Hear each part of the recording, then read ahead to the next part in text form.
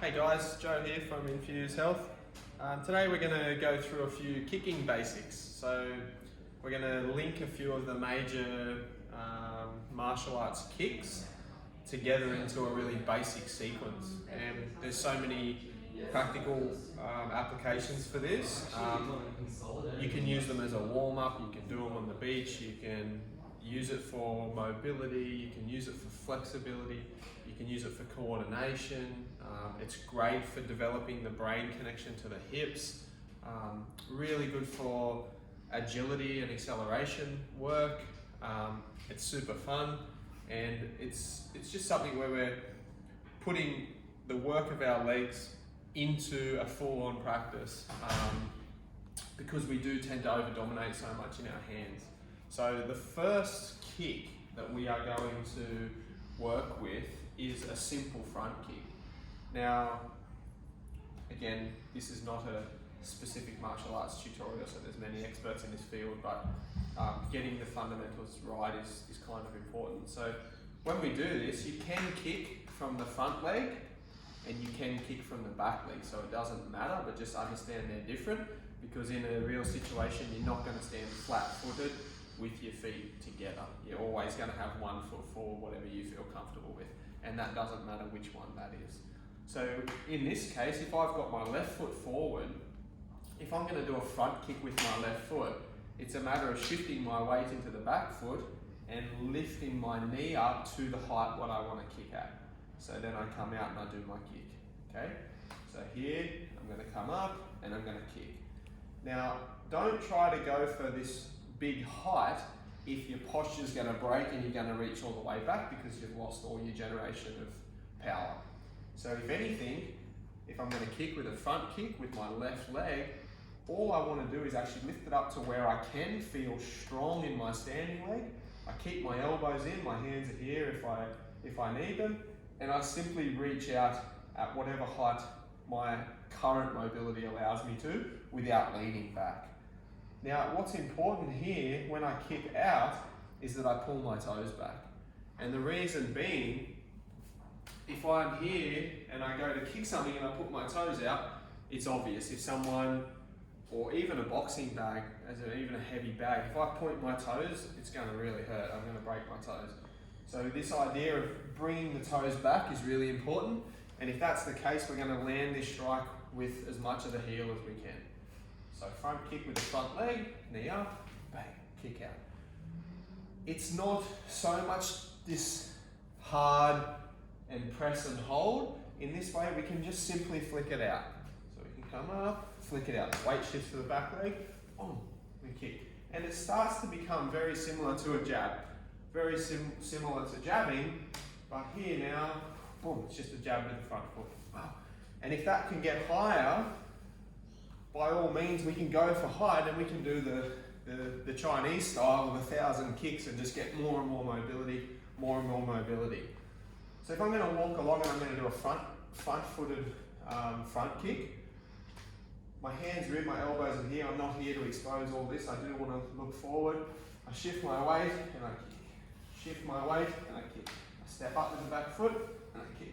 I step up, the knee comes up and then I kick. And I breathe and I relax. And actually, I want to be able to retract my steps and also kick. Now, if that's the back leg, nothing changes at all. It's actually, for me, this feels safer because it's here and I've got more distance. And it actually links really well to other kicks, but you can definitely do it from the back leg. It's more committed and more powerful. So from here, bang, I'm stepping through and it's coming all the way back. Same process. You can go for height. Knee comes to height and I reach out, I pull my toes back. Now, same thing, if I want to walk back, I should be able to kick off both feet at any time. So you can see the work then in the hip flexors all the time and the power coming forward and back. So that's the front kick. We'll see how it links together. You can do side for side as the first step. So if I'm linking that, front foot, back foot, front foot, back foot, front foot, back foot, front foot, back foot. Now this is a really nice practice to do as a warm-up. It's fun, you learn a skill, and it's actually great for mobility, flexibility as well. Nice. Okay, so what are the fundamentals of that? The next one we're going to look at is a side kick. Now, all the same principles apply. What we never want to do in martial arts, in striking practice, is ever get our feet together. It's actually very dangerous. You can't move fast from here, and you're in a really vulnerable position. So there's always this like frog or this like crab-like movement where you're kind of taking it really slow, really easy, and you're actually keeping always this sensation of alertness. So you really got this sensation happening, and you see a lot of the old boxing movies and things, and they tie shoelaces around the feet, and you can't break it, and you can't let the slack go too tight. So that's some of the more detail about it. But if I'm going to go into a side kick now, when I step up, I definitely don't want this. So what I need to do is I need to step up to where I feel powerful still and balanced, and I could move in a different direction. So if I step up, I can go back. If I step up, I can go forward. If I step up, I can keep going. If I step up and I don't want to be up, I can come back. So I'm always working in this pattern. For the side kick here, I step up, my knee comes up first. Here and here, I'm still very protected in these lines. So from here, my knee is getting to the height that I want to kick, and I'm going into this extension, and I'm pulling my toes back, driving my heel, and I'm creating a knife edge down the outside of my foot. In this case, it's down the outside of this foot. So here, if I bring up and I reach out and I pull my toes back, I create a really nice strong edge on my foot. For the hand position, you see some people doing this to protect the face and the ribs. This is nice. Some people like to keep the hand up near the face and the elbow down near the ribs. This is also nice. So from here, I step up and I kick and I come back in, and I don't go back together. I stay nice and wide. So if I'm going to do it in a relaxed fashion, again, I'm not trying to go too high. If I try to go too high, I lose all my power and I lean back if I'm not mobile enough. It's totally fine to strike really low. You can be striking a big heavy bag or an object, or in sparring you can do that really low. So here, I'm looking at my target in front of me, and if I feel like I can get more height, I can. I'm going to go back.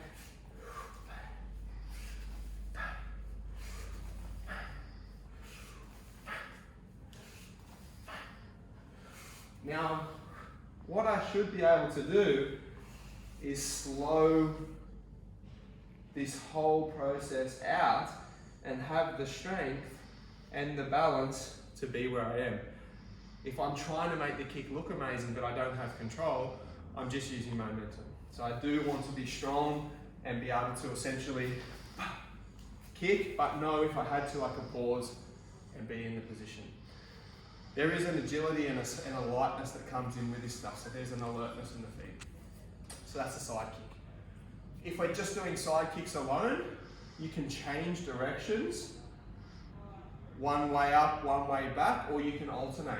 So as an example, here I'm going to do front foot here, starting with my left leg, step up, side kick, turn, side kick, turn, side kick, turn, side kick, turn, side kick, turn, side kick, turn, side kick.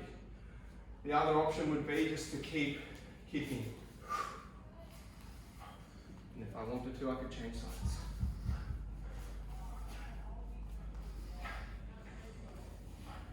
Good? This is the first fundamentals of that side kick, and we'll see how they link together. So that's fundamental kick number 2, the side kick.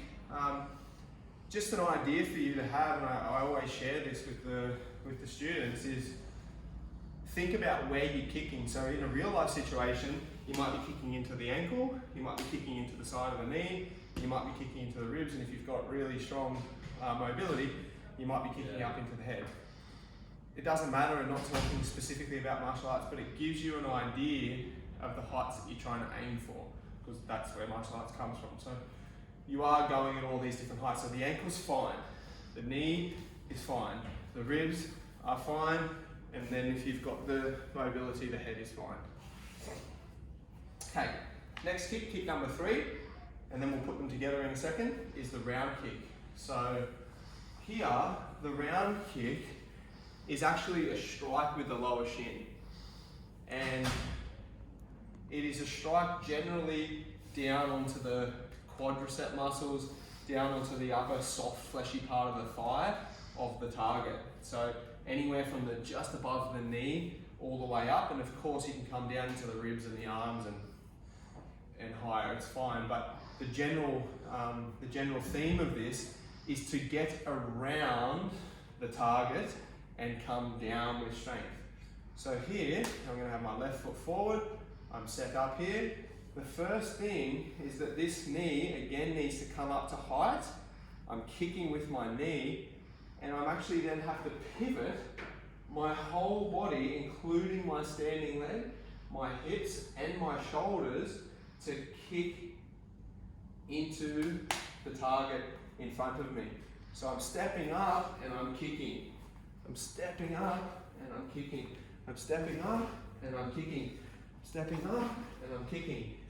Now what's interesting about this is that in actual fact, the more I can bring my knee up and my body around, if I can bring that kick up and down, it's going to generate a lot more power than if I kick up. So one of the common mistakes we make with it is we kick up. And this comes primarily from just kicking soccer balls and kicking footballs, which is great. It's an amazing skill to have. But remember, the power you want to come down. So here, bang.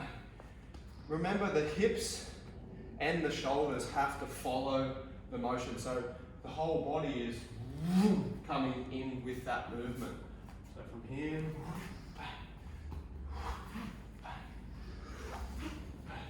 now, if that's really strong on the pivoting foot, if you find that really difficult on the pivoting foot here, and I don't have the cross-lateral strength in here to pull myself back, because it's very, very strong in the central axis here to rip yourself back at speed, you can also practice kicking right through with a round kick.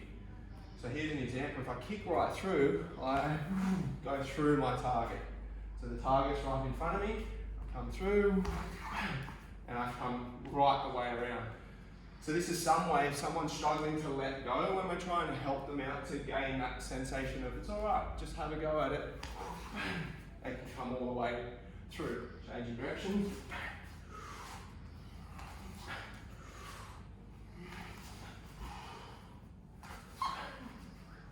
So as one example. What we're going to try to do though is to pull it back. And remember, this is going to take a lot of effort in the central axis to pull ourselves back. What I want us to pay attention to is that we don't put unnecessary tension on the knee and the ankle. So if I keep this foot straight and I try to round kick, there is a lot of internal tension and medial tension through the knee here that can be really dangerous. So remember, that foot has to pivot out and that whole leg has to come around. So here my foot comes around. Now if I'm going to pull myself back, this comes from the center.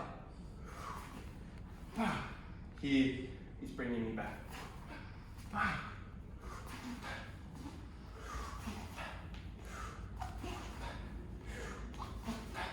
the other way.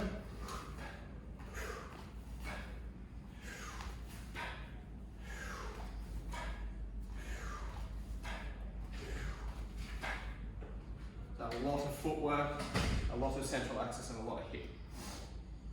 Okay,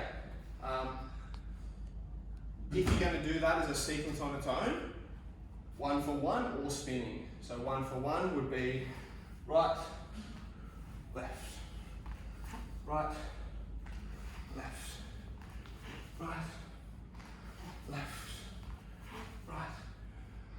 With the hand positions, all I'm doing, if you wonder, is I'm just making sure my ribs and my head are protected at all times.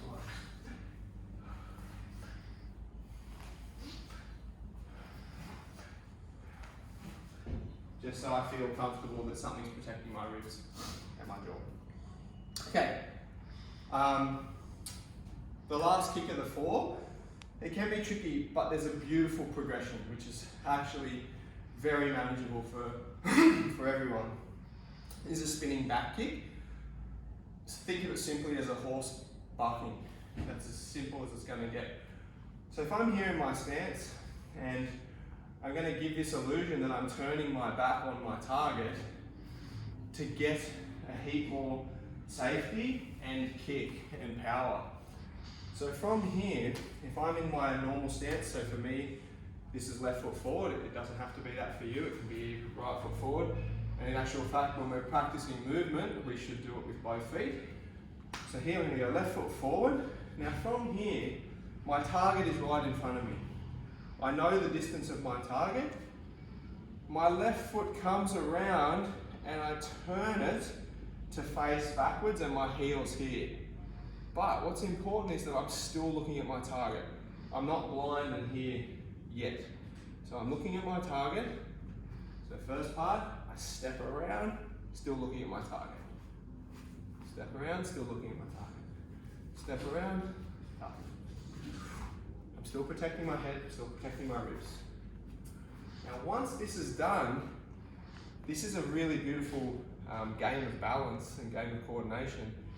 What I'm doing now, my weight's still in my right leg here. I'm going to shift my weight into the back foot and I'm going to lift this knee off the ground. From here, I can look away from my target and look straight. I know where my target is, it's right behind me. Just like a horse, it doesn't necessarily turn and look. Boom, I kick out with the heel and I come back. So from here, shift the weight, nice and strong, boom, and I go into the buck, into the back kick.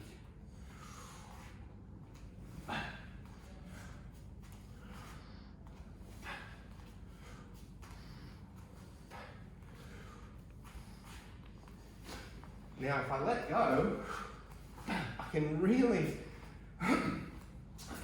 incredibly get a lot of kick into that quite safely, into the sense that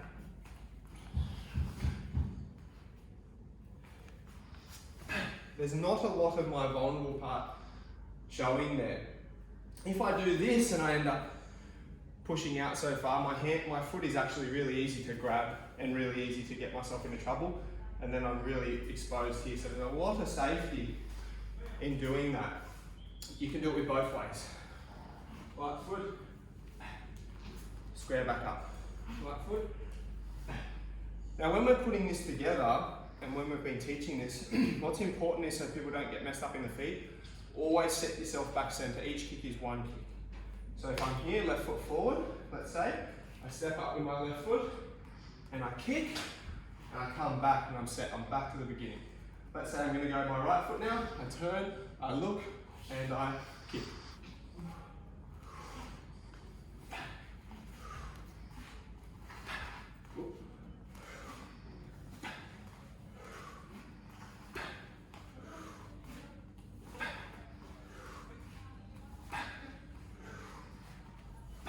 So there's the back kicking.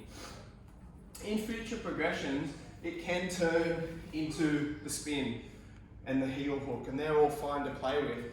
But get the transition first, spin, and then press. If you feel comfortable and you want to spin, by all means, it's a different kick. And you can kick with the back of the heel and hook it around the same way that a punch is. I'm creating the same thing here, and it's actually really powerful as well. Play with that after you feel comfortable that you are balanced in that back kick. The 4 of those fundamental kicks can go in any order they want. What's interesting about the striking aspects of many martial arts, the next punch or kick is usually the one that's available and feels right.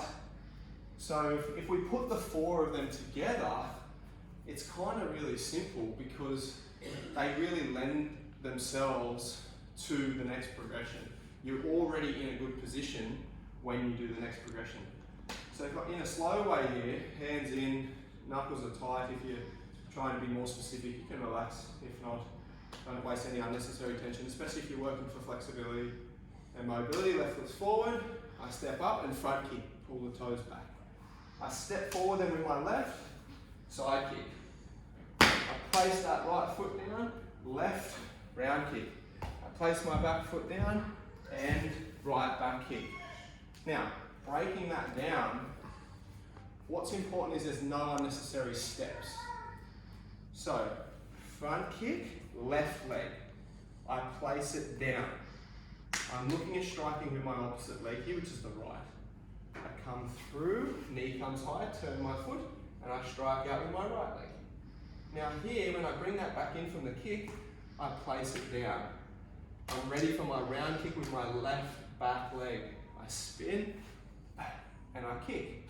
Once I've done that round kick, I place it on the ground. I still look at my target, I protect myself, I turn, and I'm into a right back kick. So one more time for that, and then for it to get smoother, left front kick, right side kick, left round kick, right spinning back kick. Again.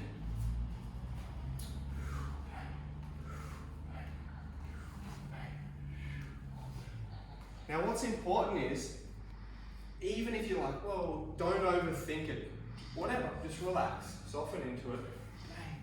Don't worry about the power. Just try to get the smoothness to it.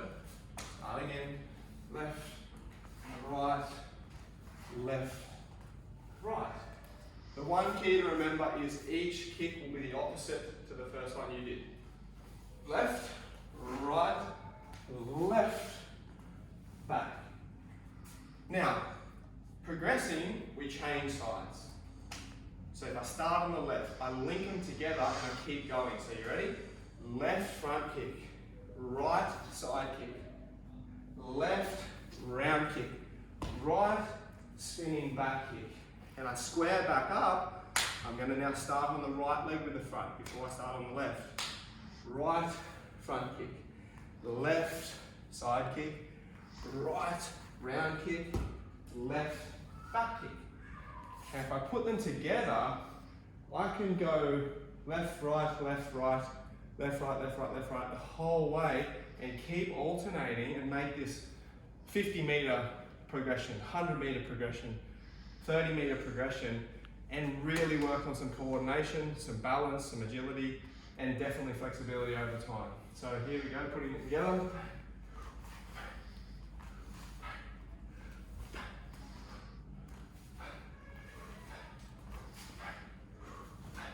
Back.